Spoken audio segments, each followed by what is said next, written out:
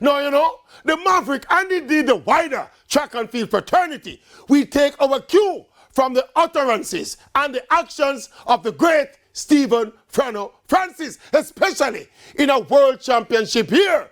Let us hear what Frano had to say about the new MVP high-profile recruits, the Clayton twins. Listen.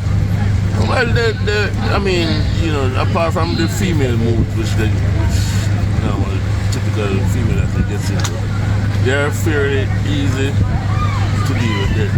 They obey, they listen, and they try the best to do what they think you want.